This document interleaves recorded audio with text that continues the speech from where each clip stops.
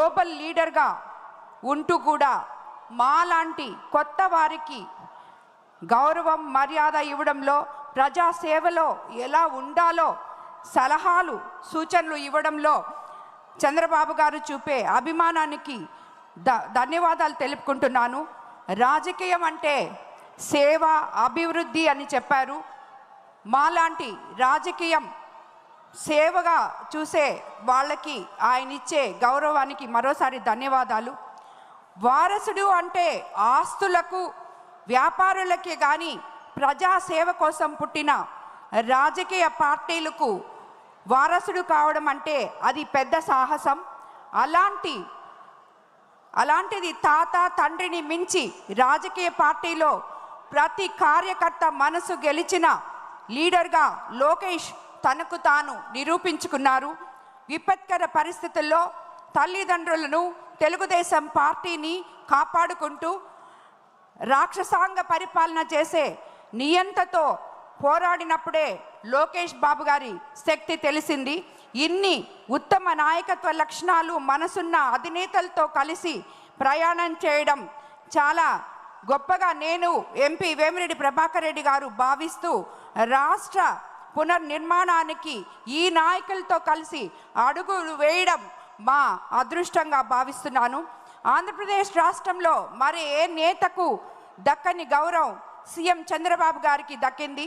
కష్టపడి పనిచేయడం, నిజాయితీగా ఉండడం, అనునిమిషం ప్రజల కోసం వాళ్ళ భవిష్యత్తు జీవిత లక్ష్యం అని బతకడం వల్ల ప్రజలు 4 దశాబ్దాలుగా ఆయన్ను గుండెలో పట్టి చూసుకుంటున్నారు. నిన్నటి విధ్వంసం నేటి రేపటి వికాసం వైపు రాష్ట్రం ప్రయాణం సాగుతోంది. అన్ని ప్రాంతాల, అన్ని వర్గాల ప్రజలు ఆకాంక్షలకు అనుగుణంగా సవాళ్లను, కష్టాలను ఎదుర్కొని నిలబడి సీఎం చంద్రబాబు గారు పాలన సాగిస్తున్నారు. రాష్ట్రంలోని ప్రతి పౌరుడు గర్వపడేలా నాది ఆంధ్రప్రదేశ్, నా రాజధాని అమరావతి అనేలా నిర్మాణం చేపట్టారు. ఏడాదికి 15% వృద్ధి సాధనతోనే స్వర్ణాంధ్ర 2047 సాకారం అవుతుంది. 2047 నాటికి 308 లక్షల కోట్లు ఆర్థిక వ్యవస్థగా ఏపీ చేరాలనే లక్ష్యంగా పెట్టుకున్నాం. రాష్ట్ర తలసరి ఆదాయం 55 లక్షల సాధనకు 10 సూత్రాలతో ప్రణాళిక రూపొందించారు.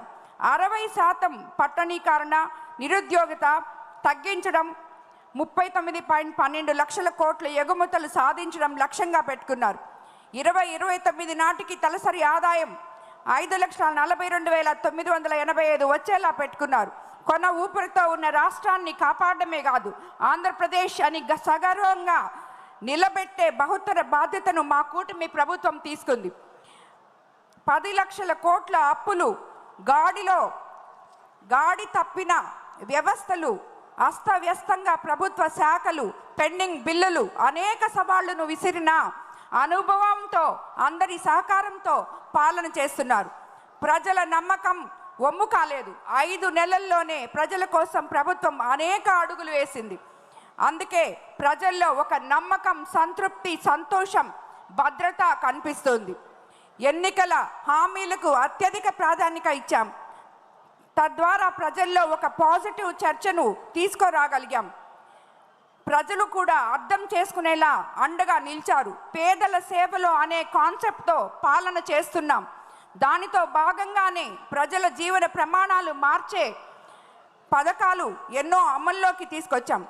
2014లో 16,000 కోట్ల రెవెన్యూ లోటును పాలన ప్రారంభించిన 120కి పైగా సంక్షేమ పథకాలు, కార్యక్రమాలు అమలు చేశాం. గిరిజనులకు, దళితులకు 27 పథకాలు, ముస్లింలకు 10 పథకాలు, బీసీలకు ఆదరణ వంటి పథకాలతో వెన్నుదన్నుగా నిలిచాం. పుట్టిన బిడ్డకు ఎన్టీఆర్ బేబీ కిట్, తల్లి బిడ్డ ఎక్స్ప్రెస్తో మొదలుపెట్టి చనిపోయిన వారికి బీమా వరకు అనేక పథకాలు అమలు చేశారు. కానీ గత ప్రభుత్వం చివరికి పేదవాడు తినే అన్నా క్యాంటీన్ను కూడా మూసివేసింది. సంక్షోభం నుంచి సంక్షేమం వైపు నేడు మళ్ళీ పథకాలు ప్రాణం పోసాం. పెన్షన్లు 4,000 పెంపు, దేశంలో అత్యధిక పెన్షన్లు ఇచ్చే రాష్ట్రం మనదే. ఎక్కువ అప్పులు, తక్కువ ఆదాయం ఉన్న రాష్ట్రంతో దేశంలోనే ఎక్కువ పెన్షన్లు ఇస్తున్నాం.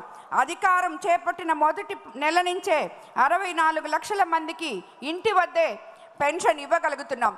దేశ చరిత్రలోనే లేని విధంగా అనారోగ్యంతో ఉన్న వారికి 10,000 రూపాయలు 15,000 రూపాయలు పెన్షన్ ఇస్తున్నాం. పేదల కోసం నేటికి 198 చోట్ల అన్నా క్యాంటీన్లు ప్రారంభించాం. 5 రూపాయలకే కడుపు నిండా పేదలు భోజనం చేసేటట్టు చూసుకుంటున్నాం. ఈ రోజున కూటమి ప్రభుత్వం అధికారంలోకి వచ్చిన తర్వాత సూపర్ 6 పథకాలు అవలంబిస్తూనే అభివృద్ధి పనులు ఒక్కటొక్కటిగా చేసుకుంటూ వస్తూ ఉంది. సూపర్ 6లో ఆల్రెడీ 2 పథకాలు ఇచ్చారు. ఒకటే ఏదైతే 3,000 రూపాయల పెన్షన్ 4,000 రూపాయలు చేశారో అది కూడా సూపర్ 6లో పథకమే. దీపం పథకం కింద ఉచితంగా 3 సిలిండర్లు గ్యాస్ బండ్లు ఇస్తారన్న విషయం కూడా సూపర్ 6లో అదో పథకమే. ఇలా అన్నా మాట ప్రకారంగా సూపర్ 6 పథకాలు అవలంబిస్తూనే అభివృద్ధి పనులు కూడా చేసుకుంటూ వస్తూ ఉంది. జగన్మోహన్ రెడ్డి అధికారంలో ఉన్నప్పుడు అన్నా క్యాంటీన్లు మొత్తం ధ్వంసం చేశాడు. ఈరోజు చంద్రబాబు నాయుడు గారు అధికారంలోకి వచ్చిన తర్వాత మళ్ళీ అన్నా క్యాంటీన్లు రీఓపెన్ చేసి ఈసారి 3 పూటలు భోజనం పెడతా ఉన్నారు. అమరావతి రాజధాని పనులు శరవేగంగా పూర్తవుతూ ఉన్నాయి. పోలవరం ప్రాజెక్ట్ ఆంధ్రలో జీవనాడిగా చెప్పుకునే పోలవరం ప్రాజెక్టు ఉరుకులు పెడతా ఉంది. అక్కడ డైఫ్రామ్ వాల్ దెబ్బతింది. 970 కోట్ల రూపాయలు పెట్టి మళ్ళీ ఆ డైఫ్రామ్ వాల్ నిర్మించి ఈ రోజున ప్రతి రైతు యొక్క కళ్ళల్లో ఆనందం నింపేలా ఈ పోలవరం ప్రాజెక్ట్ని పూర్తి చేయడానికి నిమగ్నమై పనిచేస్తూ ఉన్నారు. ఒక పక్కన ల్యాండ్ టైటిలింగ్ యాక్ట్ రద్దు చేశారు. జగన్మోహన్ రెడ్డి తెచ్చినటువంటి ల్యాండ్ టైటిలింగ్ యాక్ట్ ద్వారా మన భూములకు హక్కుదారులు మనం అవ్వాలి, కానీ మన భూములు అమ్మాలన్నా కొనాలన్నా ఏదో చేయాలని చెప్పి జగన్మోహన్ రెడ్డి పర్మిషన్ తీసుకునేలా ల్యాండ్ టైటిలింగ్ యాక్ట్ పెట్టాడు. చంద్రబాబు నాయుడు గారు అధికారంలోకి వచ్చిన తర్వాత ఈ ల్యాండ్ టైటిలింగ్ యాక్ట్ రద్దు చేశారు. ఉచిత ఇసుక పాలసీలు చంద్రబాబు నాయుడు గారు ఉచిత ఇసుక పాలసీ తీసుకొచ్చి ఈ రోజున భవన నిర్మాణ కార్మిక రంగాన్ని మళ్ళీ గాడిలో పెట్టినటువంటి ఘనత చంద్రబాబు నాయుడు గారిది. ఈ ఉచిత ఇసుక పాలసీ వల్ల ఈ రోజున మళ్ళీ పనులు వేగవంతమైన ఒక ఇల్లు కడుతున్నారంటే ఆ ఇంటికి సంబంధించి అనేక మంది ఆధారపడతారు. ప్లంబింగ్ వర్క్, ఎలక్ట్రీషియన్లు, తర్వాత పెయింటర్సు, రకరకాల వర్క్ ఉన్న వాళ్ళకి అందరూ ఉపాధి దొరుకుతుంది. ఏది కేవలం ఒక్క ఇసుక అనేది వాళ్ళకి అందితే బిల్డింగ్ పూర్తవుతుంది, టాపీ మేసుల పనులు అందరికీ పని ఉండి ఈ రోజున వాళ్ళ యొక్క భవన నిర్మాణ కార్మిక రంగం అభివృద్ధి చెందుతూ ఉంటుంది. ఉచిత ఇసుక పాలసీని అవలంబించారు. ఇలా చూసుకుంటే ఎస్సీ, ఎస్టీ, ఎస్బీసీ కార్పొరేషన్ లోన్లు మళ్ళీ రీఓపెన్ చేశారు. ఈ పేరు విని సుమారు 5 సంవత్సరాల పైన అయిపోతూ ఉంది. ఎస్సీ కార్పొరేషన్ లోన్లు అని చెప్పి, బీసీ కార్పొరేషన్ లోన్లు అని చెప్పి ఇలాంటి పేర్లని చాలా ఏళ్ళు అయిపోతూ ఉంది. ఈరోజు చంద్రబాబు నాయుడు గారు మళ్ళీ ఈ యొక్క కార్పొరేషన్ లోన్లు విడుదల చేయడమే కాకుండా అన్న మాట ప్రకారంగా ప్రజలకు ఏదైతే అవసరమో, ప్రజలకు ఏదైతే వాగ్దానం చేశారో ఆ వాగ్దానాలు నెరవేర్చే దిశగా అడుగులు ముందుకేస్తూ ఉన్నారు. అయ్యా జగన్మోహన్ రెడ్డి, గత 5 సంవత్సరాలు నీకు ముఖ్యమంత్రిగా అవకాశం ఇస్తే ప్రజల కోసం నువ్వు చేసింది ఏముంది? దౌర్జన్యాలు, అరాచకాలు, పథకాలు విస్తృత స్థాయిలో ఇచ్చారని చెప్పి మోసం చేయడమే తప్ప చేసిందంటూ ఏమీ లేదు. ఈ రోజున కూటమి ప్రభుత్వం చూడు, ఒక పక్కన సంక్షేమ పథకాలు ఇస్తూనే ఒక పక్కన అభివృద్ధి చేసి చూపిస్తుంది, ప్రజలకు కావాల్సిన పరిపాలన అందజేస్తూ ఉంది. వైఎస్ జగన్మోహన్ రెడ్డి గత 5 సంవత్సరాలు నీకు ముఖ్యమంత్రిగా అవకాశం ఇచ్చినట్టు ఇదే ప్రజలు ఈ రోజున కేవలం 11 సీట్లు ఇచ్చి నేను పక్కన కూర్చోబెట్టారంటే నీ పరిపాలన ఎంత బాగుందో ఒకసారి నువ్వు అర్థం చేసుకో. ఇప్పుడు కూడా నువ్వు బెదిరింపు చర్యలు పాల్పడుతున్నావు తప్ప ఓడిపోయాం.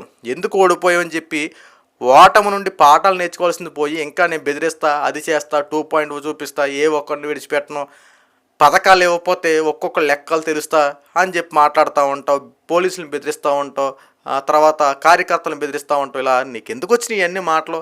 ఓటమి నుండి పాఠాలు నేర్చుకొని ఎందుకు ఓడిపోయావు? రేపు పొద్దున ఎలక్షన్లో గెలవాలంటే ప్రజలకు ఏం చేస్తే బాగుంటుందో, ఎలాంటి హామీలు ఇస్తే బాగుంటుందో ఆ రకంగా ప్రయత్నం చేయవచ్చు తప్ప బురద జల్లే రాజకీయాలు, శవరాజకీయాలు మాత్రం చేయమాకు.